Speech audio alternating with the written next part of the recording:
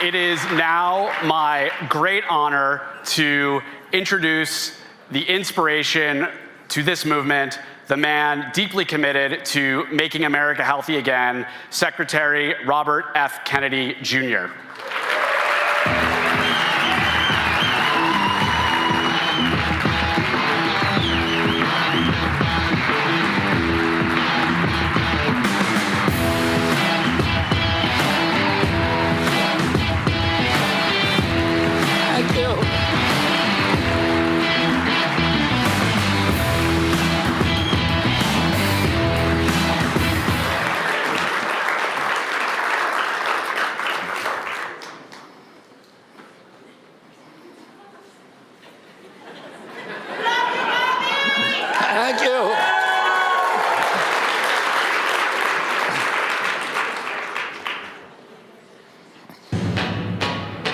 Please welcome the 50th Vice President of the United States, J.D. Vance.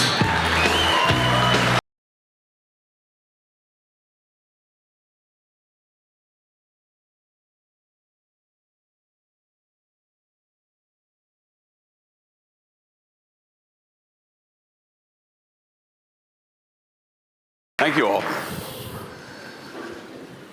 Welcome, Mr. Vice President. And I want to thank everybody here for taking this day to convene such extraordinary group of people, a really unprecedented caliber of people who are in this room today. And one of the great things about working for President Trump is that we've been able to recruit people like Chris Klump and Marty McCary and Jay Bhattacharya and Mehmet Oz and people at every level of the agency, many of them who are stepping away from billion-dollar companies to come and work for us, not because they're looking for position or power or security, because they see this as a generational opportunity to change our country and put us on a better course. And a critical part of us achieving that goal is the partnership with private industry, with the entrepreneurs, the innovators who are trying to do the same thing. And you come out of that tradition. You really have an extraordinary life. But how do you see that in other parts of the government, this partnerships that we've been able to make with private industry? Yeah, well, first, Bobby, thanks. It's good to see you, and great to be with everybody. It's an amazing, I think, not just an event, but really a movement that you put together, and it's been a critical part of our success in Washington. So thank you for having me here for just a little bit. When Bobby invited me to speak, I, of course, said that I was honored to come and happy to do it, but only if we did an interview as opposed to a speech, because with a speech, you have to think about what you're going to say, where, an interview, I just have to answer your questions.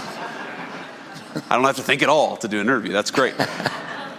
So one of the, just to answer that question, so obviously if you go back to like the MFN stuff, meaning most favored nation drug pricing, that really has happened because the president and Bobby and a number of members of the team have been actually working with private industry to lower the cost of prescription drugs for American citizens. Now, it would be great if we could get congressional Democrats to actually do something meaningful with us, because you would think, you think of Democrats, they like to say that they're for the working people against the big pharma companies. So you would think that legislatively they would want to work with us, but it's actually been hard to get them to work with us. So we've had to sort of go outside of the system and work with private industry to do some of this stuff. And I think you guys have done an incredible job with that. But if you look at a lot of our most important health initiatives, they've come through partnership with private industry in some form or another. And I also think that there's a mindset shift where, you mentioned some of the people like Marty, like Jay, who have been such a critical part of what you've been doing. The thing that I love about the team that Bobby has put together is, yes, a lot of them have a sort of private sector mindset. They just want to get things done. They don't care about the bureaucracy or sort of, they don't care about all the people saying no in government, because as Bobby and I have learned, there are a lot of people saying, no, you're not allowed to do that, or no, you shouldn't do that. And we just have to punch through that in order to achieve results for the American people. But I also just love that Bobby has put together a team of people who are not terrified to think about things in new and interesting ways. And if you think about what has been so broken about the public health bureaucracy in this country for years, for decades, generations even, it's that people think in incredibly conventional ways. And if you bring them a non-conventional idea, their automatic assumption is, no, we're not allowed to talk about that, much less fund something related to that. And I think it's maybe the most important thing of all the specific initiatives that you guys have worked on effectively. The most important thing is that your team is willing to ask questions that people in government haven't been asking in a long time. And if you think about how unhealthy the American population has gotten over the past 20 or 30 years, you're not going to fix that problem unless you have people at the table who are asking different questions than the ones that were asked 20 years ago. Yeah, I mean, that's one of the... Thank you. One of the interesting things about working with this president is that, we're coming into these bureaucracies that have constructed these orthodoxies, and it's just a series of very narrow Overton windows that Absolutely. You're not allowed to bring the conversation out of that, or you get destroyed. That's right. And now we're working for a president who just takes a bulldozer to Overton windows and does that, like, shocks us every day, and then we go, okay, well. That's exactly right. That is a good summary of Donald J. Trump, is that he takes a bulldozer to Overton windows every single day. But it had to happen. It just had to happen. And if you look at so many of the things that are happening on the public health side, I mean, one of the criticisms that Bobby will always get, and I always think it's such bullshit, excuse my language, I'm not sure if I'm allowed to say that. It's probably covering, I apologize to everybody who's watching live on Fox News. But hopefully they were able to bleep that out. But anyway, is sometimes there's this attack where people say, well, this or that conclusion is not supported by the science, or this or that conclusion is a conspiracy theory. And science, as practiced in its best form, is that if you disagree with it, then you ought to criticize it, and you ought to argue it against it, but you can't shut down the debate. And that really is, if you look at all of the big public health debates that we've had in this country over the last 20 or 30 years, it doesn't bother me that they disagreed with something that I believed, or disagreed with something you believed, or any of you. It's that they tried to silence the people who were saying things that were outside the Overton window. And as we found out the hard way over the last few years, it was very often the people who were outside the Overton window who were actually right, and all the experts were wrong. Yeah.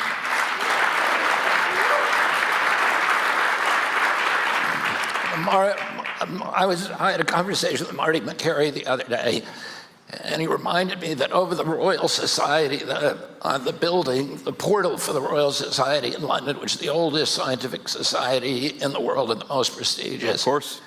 It says, question everything. Yes.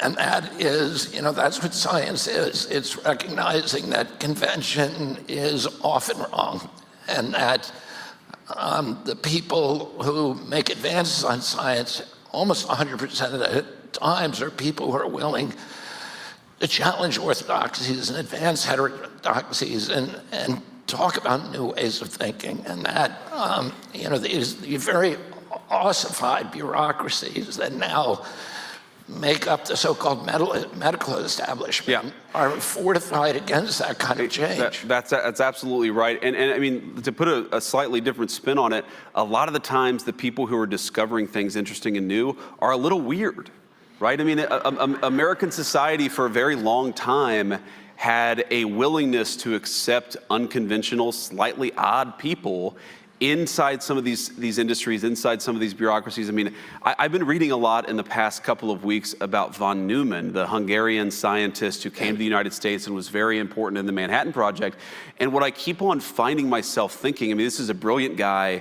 This is, one of the, I think it was Edward Teller or Oppenheimer or another, the Manhattan Institute people said about von Neumann that von Neumann was talking to his 3-year-old, and then he realized that he used the same skill von Neumann did when talking to a 3-year-old as he did with everybody else, because he was so far above everybody else in terms of brilliance. But then you read about this guy, And I think to myself, half of the shit that this guy said would have gotten him canceled or would have gotten his career ruined or would have had his life ruined. There is no way that this country is going to advance unless we're comfortable with people who are willing to challenge orthodoxy. And that's what I think got so broken, not just about the scientific bureaucracy, but probably it was worse in the scientific area than in most other places, is we've got to be comfortable challenging some of these old orthodoxies. And part of that is welcoming people who are a little unusual, because unless you do that, like, you're not going to solve America's problems with McKinsey consultants who say everything the right way all the time. No offense for the McKinsey consultants, because but many of whom are very brilliant people, but like you need the consultant mindset. You also need the person who is just thinking about an idea because it's interesting and it's fascinating and it's not being focused on enough in the right way. You know, you and I have talked a lot about Appalachia, and both of us come from families that are intertwined personally and politically in Appalachia. You're kind of a golden child of Appalachia. You came out, you went to Ohio State, right? That's right. Yale Law School, you know, a successful, uber successful business, a best-selling author, U.S. Senator, and now Vice President of the United States. But it's almost a kind of tragic reminder of the lost potential of almost everybody else in Appalachia, not only for poor health. It's got the worst health data of any region in the country, the highest cardiac disease, the highest obesity, the highest diabetes, the highest stroke rates, but also addiction, alcoholism, and suicide. It leads the nation for those things. And so I know it's something that you've spent a lot of time thinking about. How do we, you know, because if we can solve problems in Appalachia, we can solve them for the whole country. Yeah, that's exactly right. And the public health stuff in particular is very bad. And if you look at where life expectancy has gotten the worst in the United States, Appalachia is sort of at the top of the list. And the way that I realized this, actually, so my dad died of cancer a few years ago. And it was one of these sort of super aggressive cancers, came on very unexpectedly, and then all of a sudden he was gone a few months later. But I was talking with my wife, with Usha, about this, and Usha, she was like, have you ever had like a really important male figure in your life survive to the age of 70? Like, so I'm looking, and it's like, okay, my grandfather died at 67 from a very preventable illness, but 67 from a very preventable, very treatable illness. I think all of my aunts or all of my uncles, and not a single one of them that I could think of made it to 69. Maybe one of them made it to 70 or 71. And it kind of hit me that if you grow up in Appalachia, you are used to losing the people that you love very, very early on. And you want to talk about like populism, and you want to talk about people being pissed off. Well, yeah, people are pissed off when they don't have good jobs. And people are pissed off when things disappear and move overseas. And people are pissed off when they feel like, other countries are being prioritized over the United States of America. And all of that is part of the populist resentment of the past 20 or 30 years in American politics. You know what really pisses people off? When they realize that their loved ones are dying much sooner than everybody else. And that is a big part of the story of what's going on in Appalachia, and why I think so many people in Appalachia feel left behind. I mean, my story, obviously, it's been, like you said, I'm like the golden boy. Things have just worked out for me in this really incredible way. I feel so lucky and so grateful for it. But I also feel a certain sense of guilt, because there are a lot of people who grew up in families like mine who haven't had an easy life, and who haven't had all this economic opportunity, and who haven't had a person that they've fallen in love with, and they've been able to sort of build a stable, nice family like me and Usha have been able to build. And that gives me a sense of purpose, because I want those people to have the same opportunities that I've had. But it also gives me a great sense of anger, because we never should have gotten to the point that we are today. And the reason that we have is because of failed leadership, and it's failed leadership over generations. And by the way, you talk about Appalachia, you were talking about people who, though they don't have much, would take the shirt off their back and give it to a complete stranger because that's what you do. If you go back to America's biggest wars, World War I, World War II, Vietnam, which are the counties that filled their draft quotas with volunteers instead of with draftees? It's very often the parts in deep Appalachia where you've got grinding poverty, but you've also got this incredible love of country. So if any place in this country deserves not to be left behind, it's Appalachia. But on the public health stuff in particular, the numbers don't look good. And it's one of the reasons why I'm such a big supporter of what you're doing, because these are people who deserve to live better, healthier lives, but they really have been left behind by this country's leadership. Talk a little bit about how Maha has affected you personally. My grandchildren go to school with your children. And the Maha, I think, has gotten a lot of people thinking about how they raise their kids, what they feed them, et cetera, how they go shopping. And then maybe to talk a little bit about the political impacts of Maha. Yeah, so there are so many different ways I could talk about this. I mean, one, I just met, Bobby's family backstage, or at least some of them, and I kept on shaking hands with various people, and I'm like, well, you're an Irish Catholic, so it makes sense that you've got, a dozen or so people backstage. But I love that. I love big families. But so one, my wife, she's probably one of the original Maha people, though I don't think that she would have ever used that phrase. Because I remember, our oldest son is 8 years old, and when babies typically eat solid food around 6 months of age. And I remember when he started eating solid foods, and I'm like, awesome, let's give him some cupcakes and ice cream. And my wife was like, no, let's give him carrots and applesauce here. So she was already thinking about health and nutrition in a way that was frankly kind of foreign to me, and that I think is very common among the Maha crowd. You guys are asking the right questions. What are we putting into our bodies? Where was it sourced from? If we're eating animal-based protein, is it coming from a place where the animals are treated the right way? If we're putting medications into our body, are we actually confident that they're doing the thing that they're supposed to do, that they're safe and effective?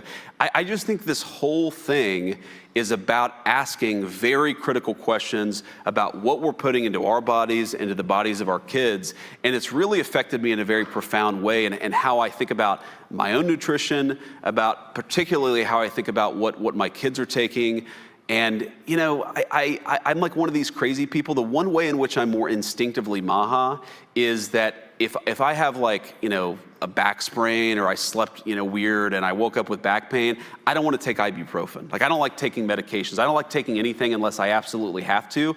And I think that's another Maha style attitude. It's not anti-medication, it's anti-useless medication. We should only be taking stuff, we should only be giving our kids stuff if it's actually necessary, safe, and effective. And I think that's an attitude that's really beneficial to the entire country, because we do have, you've talked about this as eloquently as anybody, we do really have an obesity epidemic in the United States of America. I think a big part of that is not asking where our food comes from. We really do have medications that I don't think, maybe they're not solving the chronic disease epidemic, maybe some of them are even causing the chronic disease epidemic. We got to be asking more critical questions about what we're putting into the bodies of our kids. And I don't think we were doing that until this movement came along. The job of the vice president has been called the worst job in the country. And I think we're out of time, ladies and gentlemen. I think for some vice presidents that's been true. And I know that President Johnson, during my uncle's tenure, felt that he'd been sidelined, and I think Spiro Agnew and Gerald Ford felt the same way with Nixon. But then you had presidents you had Vice President like Dick Cheney, who seemed to be actually running the country, and then you had these, relationships with... Not very well, it turns out. Yeah, we agree on that.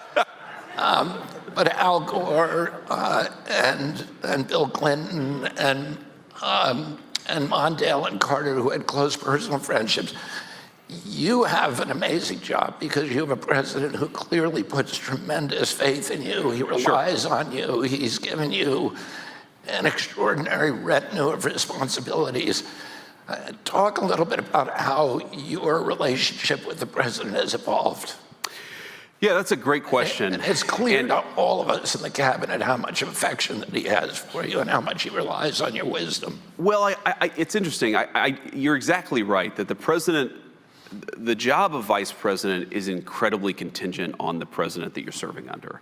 And you could have a president who effectively just passes off big swaths of responsibility. You could have a president who delegates. You could have a president who has no trust in their vice president, Kamala Harris, and so it doesn't go very well for that particular vice president. But I think there are two ways that I try to think about my job with the President of the United States. Number one, he requires honest counsel. In other words, if I have an opinion on something, whether I agree or disagree with the administration position, it's really, really important that I talk to the president about it. He doesn't want yes men. And I think that's one of the reasons why you guys have a great relationship, is because you're always thinking about how can I actually give the president the best counsel. But then the second thing is, when the president makes a decision, your job is to execute. It's not to run to the papers and say, well, actually, I disagreed with this decision, or run to the Congress and badmouth the administration. It's to execute. And I think the reason why the president has trust in me is because, yes, I absolutely tell the president what I think about a given issue, but I also recognize I'm the vice president, he's the president, and when the president of the United States makes a decision, it's time to go and get it done.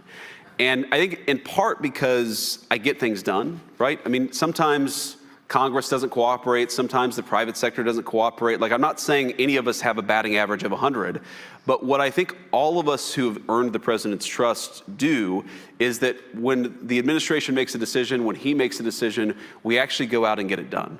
And that's why this job has been so empowering for me, is because the president trusts me. He knows I'm going to give him honest counsel. He knows that if he asks me to go get something done, I'm going to try my best to actually go and do it. And that's why we have a good partnership. I think that's why the administration has been so effective this time around, is because there are a lot of people with a very wide diversity of opinions, but we get out there and we try to do the best job for the American people and the President of the United States. And because of that, there's a lot of trust and there's a lot of affection in the cabinet. I mean, you've seen this. Yeah. I've seen this. But when we're sitting in there and the cameras are off and we're just talking about an issue, there is a deep level of affection and trust between all the senior members of the team. I don't know how it's possible to do this job without it, but I know it's why we've been so successful the past 10 months. Now we've come to the lightning round. Great. Marine Corps workout or Pete and Bobby challenge? That's tough, man. So it's I would say I would say Marine Corps workout, especially for me. The one thing, so I can do like 5 dead hang pull-ups. You know, I have longer arms. I'm a little fatter than I should be, and especially like 10 years or so ago, I got a little out of shape, and so it's actually the Marine Corps like physical fitness test has been an incredible guidepost to me getting back in shape. And it's basically you run 3 miles, you do 100 crunches, or now instead of crunches they do it's this weird planking exercise that's a core exercise, and then there's pull-ups. But I felt like that's been a very good focus. The Pete and Bobby challenge is for people who are in as good a shape as Pete and Bobby, which is not yet me, but that's my goal. My goal is to get there. Who's the funniest guy on the cabinet? Well, obviously, the President of the United States. Yeah. I mean, beside him. So beside him, I mean, look, we all have different views on this. My personal vote for funniest person outside the president is probably Marco. Yeah, Marco. He has an incredible sense of humor. He's got great comedic timing. Rival. Yeah, that's right. That's right. Well, there are a couple others. Look. Very good sense of humor among the cabinet. There's a lot of funny people. I think Margot is the funniest outside the president. He says something that makes everybody laugh. Correct. At least once during the cabinet meeting. That's right. Well, I mean, I don't know if you saw this video circulating on social media, but the president met the president of Syria, al-Shara, in the Oval Office a couple of days ago, and he asked him, he's like, "Well, how many wives do you have?"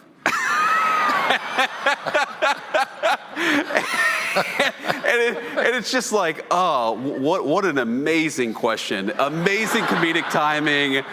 There are layers to it. There's like a meta humor to it. It's just, anyway, but we've got we got a lot of good humor in the cabinet. One of the funniest moments in any cabinet meeting, President Trump had them bring in a full-size picture of himself with Putin, and when they were in Hawaii, and he's very tall, and Putin was very short. Putin came up to about here, and he said, you know what I said to him? He said, I've had it up to here with you.